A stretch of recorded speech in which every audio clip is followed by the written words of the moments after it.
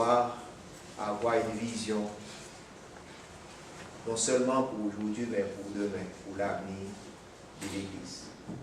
Donc nous prions, Seigneur, de les éclairer, ouvrir leur esprit, leur entendement, qu'ils puissent vraiment consacrer à toi. Et nous te prions pour les orateurs qui vont prendre la parole, de les inspirer de ton esprit, et les paroles qu'ils vont prononcer, puissent vraiment des paroles qui pourraient édifier, nous édifier, qui pourraient vraiment les aider à voir l'avenir, et non seulement à présent, mais à être aussi un leader pour demain, pour partager ta parole et pour enseigner ta parole à ceux qui ne te connaissent pas encore. Donc, nous prions pour ceux qui devraient nous rejoindre et les aider à hâter les pas pour être ensemble. Et ensemble, on va écouter et ensemble aussi, on va essayer de les comprendre et de les pratiquer dans la vie de chaque jour. Pour cela, nous te prions, c'est dans le nom précieux de ton Fils, Jésus-Christ. Amen. Amen. Merci beaucoup.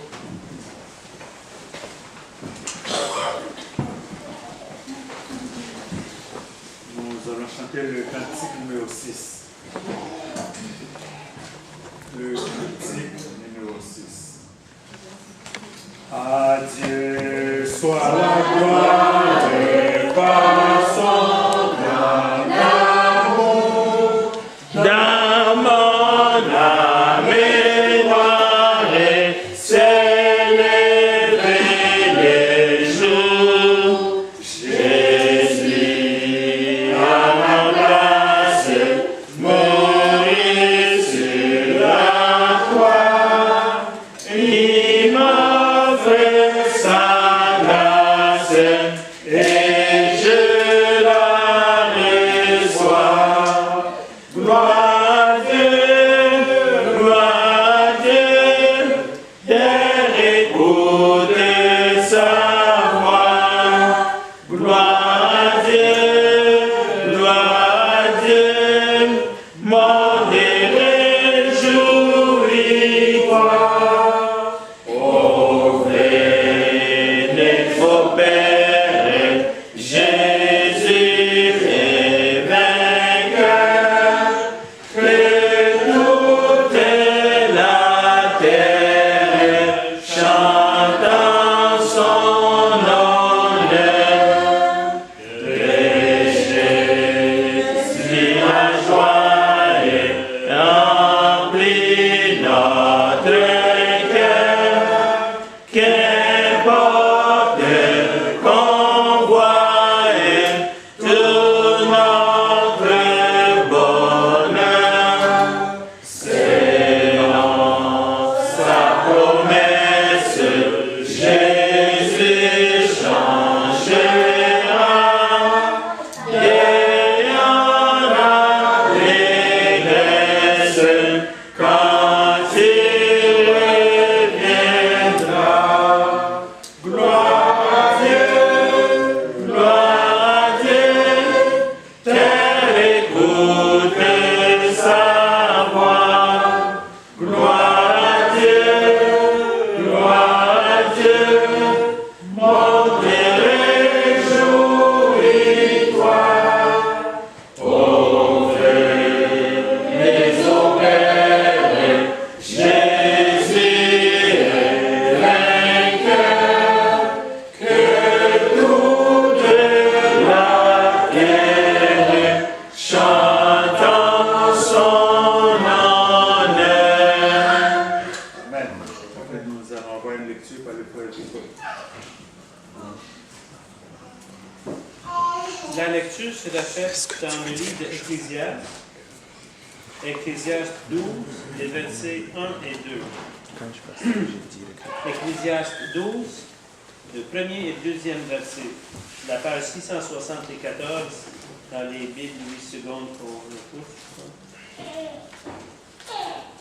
Verset 1. Jeune homme, réjouis-toi dans ta jeunesse, livre ton cœur à la joie pendant les jours de ta jeunesse.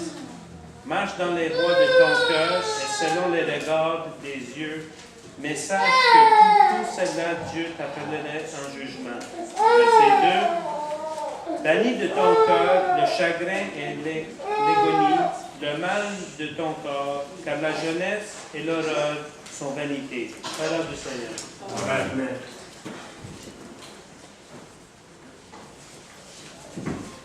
Nous pouvons passer la première partie.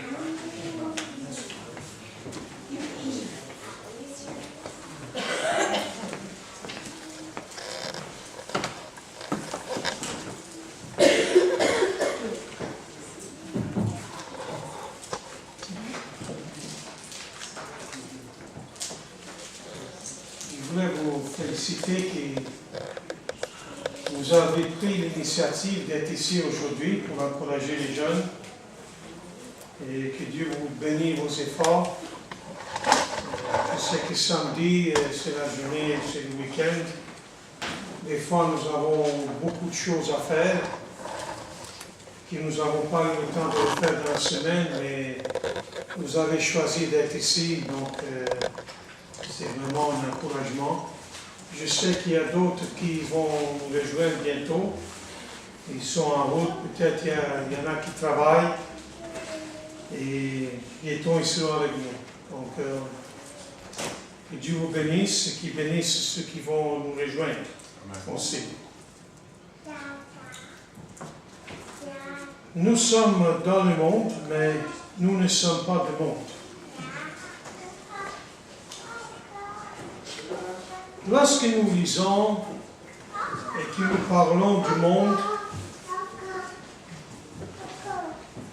dans le Nouveau Testament, nous lisons un mot grec qui signifie cosmos. Le cosmos fait le plus souvent référence à la terre habitée et aux personnes qui vivent sur la terre, qui fonctionnent indépendamment de Dieu. Et la Bible nous dit que Satan, il est le prince de ce monde.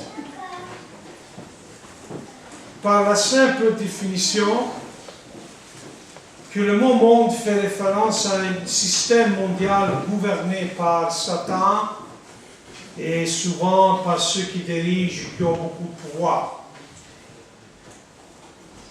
Et nous pouvons mieux comprendre les affirmations du Christ selon lesquelles les croyants ne sont plus du monde.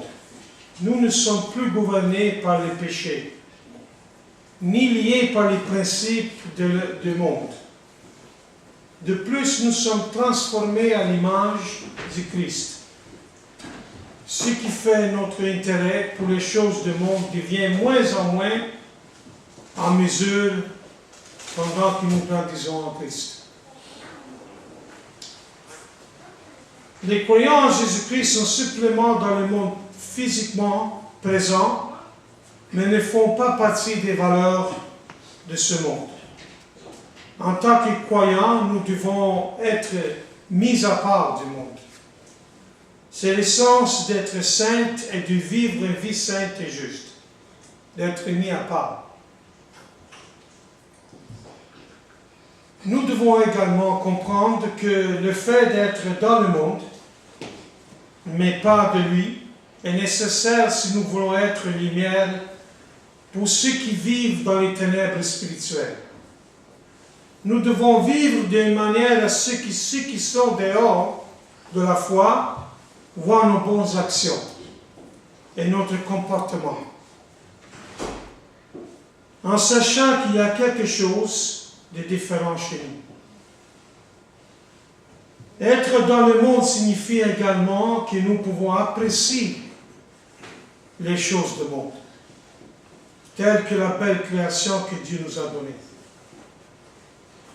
Mais nous ne devons pas nous immerger dans les valeurs du monde.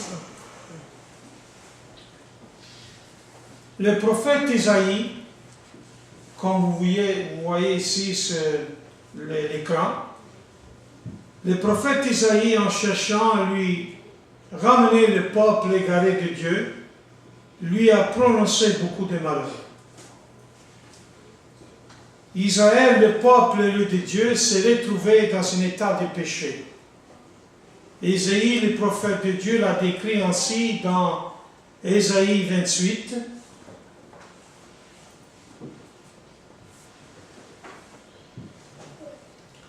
Car le lit est plus court que ce qu'un homme peut s'étirer dessus, et la couverture plus étroite que celle qui peut s'envelopper. Leur condition spirituelle était déplorable et Dieu ne les pas apprécié. En regardant ce chapitre, nous voyons dans les 4 premiers versets où le prophète a décrit terrible situation des tribus du nord d'Israël, les décrivant comme un fleuve fané par rapport à leurs anciennes gloires et parce qu'elles étaient moralement indécentes. Elles étaient mûres pour la destruction. Ésaïe chapitre 21 et 28, verset 1 et 6 traite de la chute d'Israël. Sous l'emprise de l'Asie, Samarie, la capitale d'Israël, elle a tombé en 722 avant Jésus-Christ. Sous le contrôle de Sargon, il a pris un siège de 3 ans. Verset 12 du chapitre 28, il parle de repos. Voici le repos, laissez reposer celui qui est fatigué. L'Éternel voulait pour son peuple qu'il se réjouisse. Ceci réfère au message d'espérance et de restauration d'Ésaïe. Si seulement ils pouvaient se détourner vers l'Éternel, mais ils étaient incapables de faire cela. Verset 12b. Ensuite, dans les versets 7 à 15, le prophète dit aux tribus du Sud qu'elles n'étaient pas mieux loties sur le plan spirituel, car elles reflétaient leurs sœurs du Sud. Alors qu'il essayait de s'avertir, le prophète était ridiculisé et son message de Dieu était ignoré. Et parce qu'ils ont continué sur cette voie, ils étaient dans un lit trop court, avec une couverture trop étroite, et allaient être détruits. Combien de fois sommes-nous dans un lit trop court, avec une couverture trop étroite? Si nous arrêtons et examinons nos vies, nous verrons que cela peut être plus que prévu. Quand vous regardez l'image qui est sur l'écran, c'est un homme qui se couche dans un lit qui est trop petit. Cela fait rire dans un sens. Il nous fait rire. Mais c'est quand même très sérieux, c'est quelque chose qui est dans la Bible. Nous pouvons remarquer que l'homme qui est dans le lit petit n'est pas content. Il est frustré parce qu'il est incapable de se reposer. Et en plus, si vous voyez bien, la couverte est trop étroite. Il y a les pieds qui sortent du lit. Et ça m'arrive souvent aussi, parce que pour ma grandeur, quand je suis dans un lit qui est petit, mes pieds sortent dehors. Alors, je sais qu'est-ce que ça signifie quand tu dors de manière inconfortable. Emmanuel, il fait comme ça avec sa tête parce qu'il sait aussi. Lui, c'est encore plus grand que moi. Donc, nous pouvons voir ici l'illustration de cet homme qui est dans un petit lit, qui n'a pas cette couverte pour se couvrir. Mais quand vous êtes fatigué, quand nous sommes fatigués et que vous avez hâte de passer une nuit reposante, il n'y a rien de pire qu'un lit qui apporte la misère au lieu de repos. Il y a plusieurs personnes qui disent « J'aime mon lit, j'aime ça dormir ». Quand il arrive le moment de se coucher, vraiment c'est du bonheur. Parce que nous voulons se coucher, nous voulons se reposer. Le lit est tellement inconfortable, l'oreiller est tellement inconfortable que nous voulons se reposer. Après une longue journée de travail, stressé, frustré, nous voulons prendre un bon repos. Mais il n'y a rien de pire qu'un lit qui apporte la misère au lieu de repos. Et la frustration plutôt que la paix et le confort. Isaïe 28, verset 20. Le lit est trop court pour s'y entendre et la couverture trop étroite pour s'en envelopper. On passerait une nuit misérable en effet, mais regardez son argument. Ceux qui font confiance aux mauvaises choses sont condamnés à une vie de misère et de trouble. Pourquoi? Parce que ces choses sont un lit trop court et une couverture trop étroite. Elles peuvent offrir une promesse de repos, de paix et de satisfaction, mais leur promesse est vide. Il n'y a pas d'accomplissement en elles.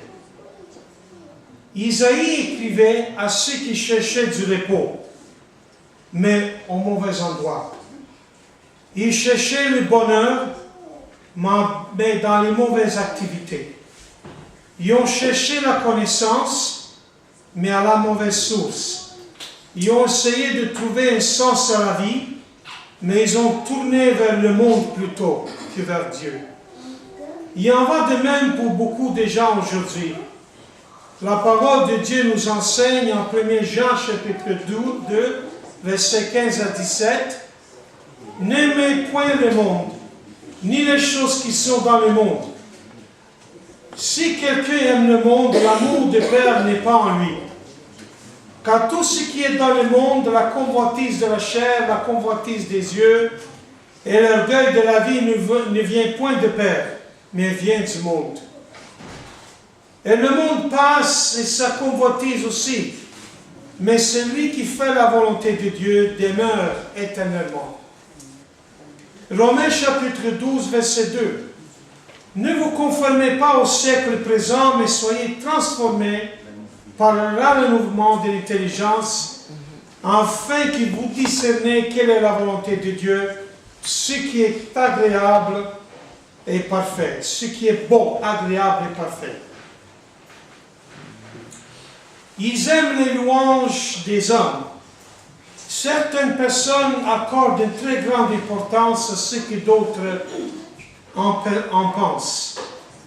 Les vedettes de cinéma et les politiciens sont souvent disposés à sacrifier leurs principes, leur jugement moral pour garder l'approbation des autres.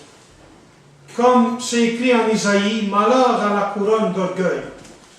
Isaïe 28, verset 1, trop sont comme Ponce Pilate, qui n'a rien trouvé à redire sur Jésus. Mais en Marc chapitre 15, verset 15, Pilate, voulant satisfaire la foule, leur relâcha Barabbas, et après avoir fait battre devant Jésus, il le livra pour être crucifié. Pour être populaire auprès des Juifs, Pilate a fait ce qui savait être faux. Et parfois, c'est ça que nous faisons. Nous disons que nous aimons Jésus. Nous disons que nous voulons suivre Jésus. Mais souvent, nous choisissons le monde et le système du monde. Donc, qu'est-ce que nous sommes en train de faire? C'est que nous sommes en train de choisir Barabbas, comme le peuple avait choisi Barabbas au lieu de Jésus. Salomon a consigné dans le livre d'Ecclésiaste sa recherche du sens et du but de la vie. Il a constaté que le plaisir n'est pas la réponse. Ecclésiaste chapitre 2, versets 1 et 2. « J'ai dit à mon cœur, dit Ecclésiaste, allons, je te trouverai par la joie et tu goûteras le bonheur. Et voici, c'est encore là une vanité. J'ai dit de rire, insensé, et de la joie. À quoi sert-elle? » Les paroles d'Isaïe en Isaïe 52, verset 2. « Pourquoi pesez-vous de l'argent pour ceux qui ne rient pas? Pourquoi travaillez-vous pour ceux qui ne rassasient pas? Écoutez-moi donc, et vous mangerez ce qui est bon, et votre âme se délectera des mets succulentes. En Matthieu chapitre 6, verset 25 à 33, Jésus dit, c'est pourquoi je vous dis, ne vous inquiétez pas pour votre vie de ce que vous mangerez, ni pour votre corps de quoi vous serez vêtus. La vie n'est-elle pas plus que nourriture, et le corps plus que les vêtements? Regardez les oiseaux du ciel. Ils ne sèment ni moissonnent, et ils n'amassent rien. Qui dit de vous, par cette inquiétude, peut ajouter une coudée à la durée de sa vie? Et pourquoi vous inquiétez au sujet des vêtements? Considérez comment croisent les lits des champs. Ils ne travaillent ni filent. Cependant, je vous dis que Salomon même, dans toute sa gloire, n'était pas vêtu comme l'un de eux. Verset 30 du chapitre 6 de Matthieu. Si Dieu revêt ainsi l'herbe des champs, qui existe aujourd'hui, et qui demain serait ajouté au four, ne vous vêterait-il pas à plus forte raison, gens de peu de foi? Ne vous inquiétez donc point, et ne dites pas que mangerons-nous, que boirons-nous, de quoi serons-nous vêtus? Car toutes ces choses, ce sont les païens qui les cherchent. Votre Père céleste sait ce que vous avez besoin. Cherchez premièrement le royaume et la justice de Dieu, et toutes ces choses vous seront données par-dessus. L'homme a besoin de quelque chose de plus que le plaisir de donner la vie à un sens et un but. L'âme de l'homme a également besoin de la nourriture spirituelle, comme Jésus l'a demandé en Matthieu chapitre 16, 26. Car à quoi sert un homme s'il gagne le monde entier et perd sa propre âme? Ou que donnera un homme en échange de son âme? Salomon chercha le sens et le but de la vie, puis enregistrant sa recherche dans Ecclésiaste, il a conclu que le plaisir était vide, que les œuvres puissantes qu'il avait accomplies étaient également vaines. De même que toutes ces vastes richesses. Mais à la fin des recherches, il écrivait, « Écoutons la fin du discours. Crains Dieu et observez ses commandements, car c'est le devoir de tous les hommes. Une société frustrée recherche le plaisir et trouve qu'il s'agit d'un lit trop court et d'une couverture trop étroite pour s'envelopper. » Mercredi soir, j'étais en train d'écouter les nouvelles. J'ai écouté quelque chose qui m'a dérangé beaucoup, énormément. Je sais que c'était annoncé publiquement, mais ça dérange l'esprit, ça dérange le corps, ça dérange aussi le cerveau. C'est une histoire vraie. C'est une école aux États-Unis, Floride. Il s'agit de 4 filles, jeunes filles de 11 et 12 ans, qui ont planifié de tuer 15 à 20 élèves. La soirée avant, ils ont gardé des films d'horreur. Parce que vous savez, maintenant, il y a beaucoup de films d'horreur dans la période de l'Halloween pour le monde. Et ils sont allés à l'école avec des couteaux. Et ils ont planifié de tuer les jeunes, de démembrer les jeunes et de boire le sang. C'est terrible. C'est quelque chose qui s'est passé dans l'univers. Et ils voulaient offrir ce sacrifice à Satan. Et après ça, ils voulaient se suicider et aller à la rencontre de Satan. Mes frères et sœurs, mes amis, nous vivons dans un monde troublé. Dans un monde troublé, c'est une vraie histoire. Je finis avec ce verset, 1 Corinthiens chapitre 15 et 19. Mes frères et sœurs et d'autres qui écoutent, si c'est dans cette vie seulement que nous espérons en Christ, nous sommes les plus malheureux de tous les hommes. Je vous laisse avec ça, mes frères et sœurs, et Dieu vous bénisse. Amen.